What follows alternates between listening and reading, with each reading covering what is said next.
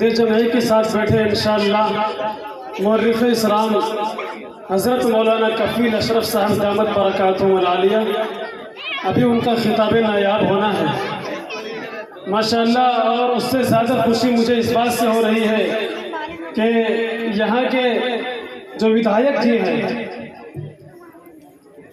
روی داس ملہوترا صاحب ماشاءاللہ، وہ بھی تشریف رکھتے ہیں انشاءاللہ۔ میں آپ کو ابھی حضرت مولانا آفتاب عالم صاحب آپ سے رخصت ہوئے اور میرے نبی کی سنت کو بیان کر رہے تھے اور ان کی سیرت کو بیان کر رہے تھے۔ میرے دوستو، ایسا نہیں ہے کہ صرف جو ہے مسلمانوں نے ہی میرے نبی کی تعریف کی ہے، ہمارے جو غیر مسلم بھائی ہیں، جو ہمارے برادران وطن ہیں، انہوں نے بھی ہمارے نبی کی تعریف کی ہے انشاءاللہ۔ میں کچھ شعر آپ کے سماعتوں میں سناؤں گا ضرور۔ اس سے پہلے میں آپ کو یہ بتا دوں کہ جو ہمارے آج کے مہمان خصوصی ہیں، ان کا ہم تہہ دل سے شکریہ ادا کرتے ہیں۔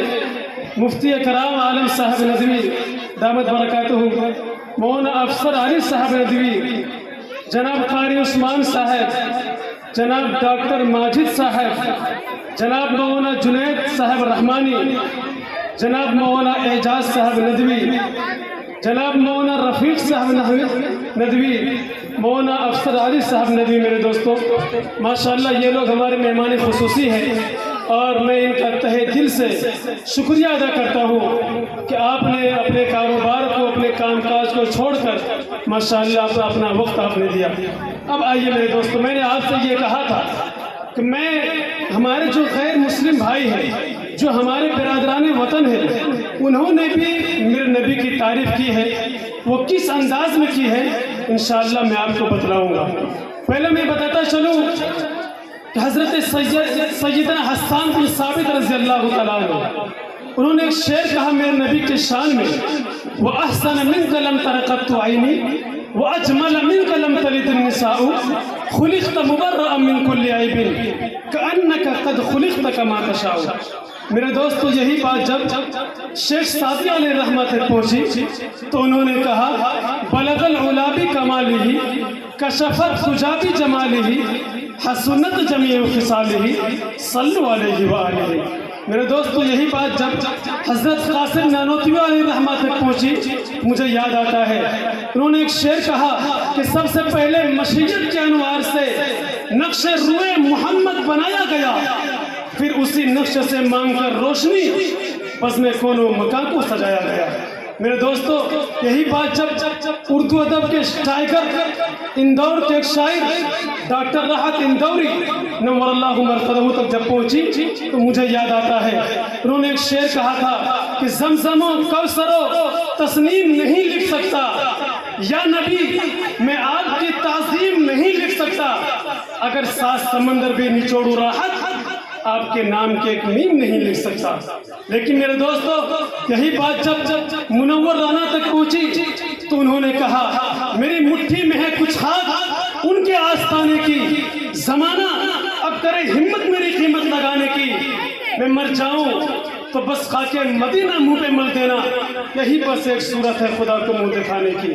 لیکن میرے دوستو، یہی بات جب ڈاکٹر نواز دیوبندی تک پہنچی مجھے یاد آتا ہے، انہوں نے ایک شعر کہا کہ حرف کو، لفظ کو، جملوں کو جلا دی ہم نے، ان پہ منصوب خیالوں کو دعا دی ہم نے، پڑھ کے کچھ نعت کے اشعار بنا میں احمد، شاعری جا تیری توقیر بڑھا دی ہم نے۔ میرے دوستو، یہ ہمارے مسلم شعراء تھے۔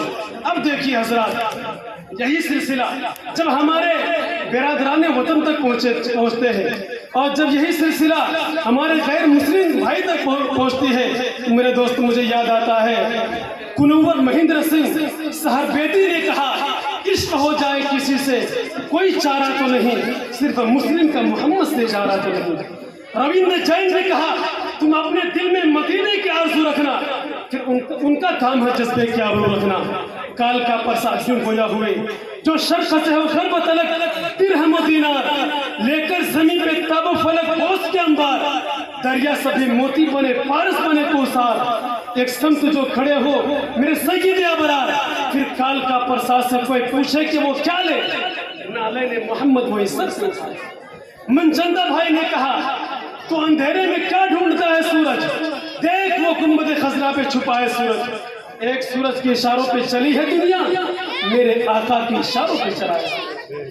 کرشن بہاری نور نے کہا کوچے دہر سے نکلا تو حرم تک پہنچا، سلسلہ میرے گناہوں کا تیرے کرم تک پہنچا، اے محمد تیری معراج خدا جانے، میرے معراج یہ کہ تیرے قدم تک پہنچا۔ یہ ہمارے غیر مسلم بھائی تھے میرے دوستوں، یہ تمام طرح باتیں اپنی جگہ ہے۔ اسی کو ہمارا ہندوستان کہا جاتا ہے میرے دوستوں، جہاں غیر مسلم بھائی اور ہمارے برادران وطن اور مسلمان سب لوگ یہاں پر مل کر زندگی گزارتے ہیں، ایک ساتھ رہتے ہیں، اور ہر آدمی یہ سوچتا ہے کہ ہم ایک دوسرے کو کیسے خوش رکھیں۔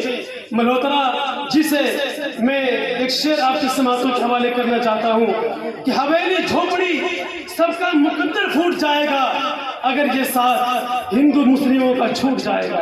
بول دیجئے ملہ کے سبحان اللہ۔ حویلی جھوپڑی سب کا مقدر پھوٹ جائے گا اگر یہ ساتھ ہندو مسلموں کا چھوٹ جائے گا۔ دعا کیجئے کہ ہم یہ پیار کے رشتے رہے قائم، اگر یہ ٹوٹ جائے گا تو بھارت ٹوٹ جائے گا۔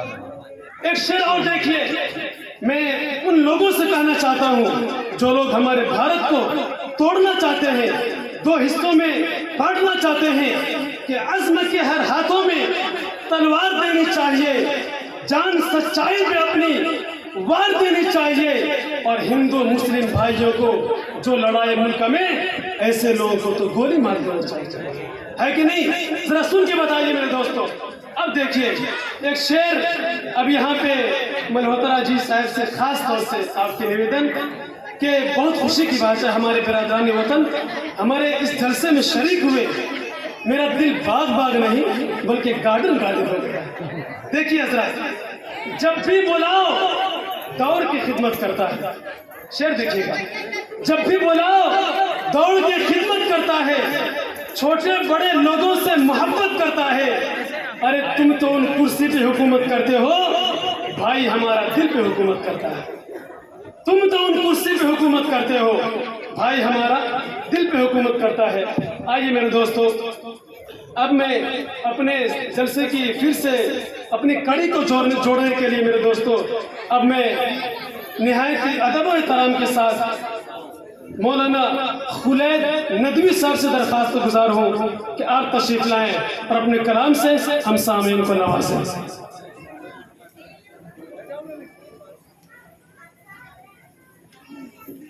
السلام علیکم ورحمۃ اللہ وبرکاتہ۔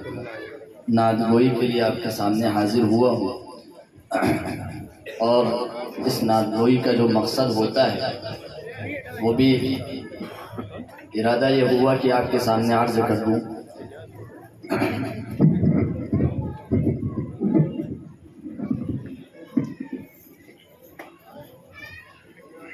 دیکھیے، جلسہ سیرت النبی یا حضور علیہ السلام کی بارگاہ رسالت میں نعت گوئی، ان دونوں کا ایک خاص مقصد یہ ہے کہ ہماری زندگی حضور علیہ السلام کی سیرت سے مزین ہو۔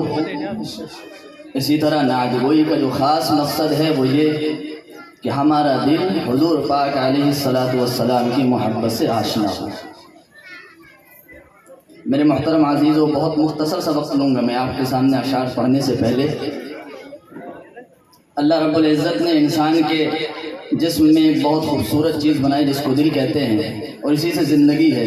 جب یہ بند ہوتا ہے تو انسان مردہ قرار پاتا ہے، اور اس دل کے اندر کئی خاص اوصاف یا کئی خاص صفت بیان رکھی ہیں، جیسے خوشی کا ہونا، جیسے شجاعت کا ہونا، بہادری کا ہونا، اسی طرح غیرت کا ہونا، حمیت کا ہونا۔ یہ صرف دل، یہ ساری چیزیں دل کے اوصاف ہیں۔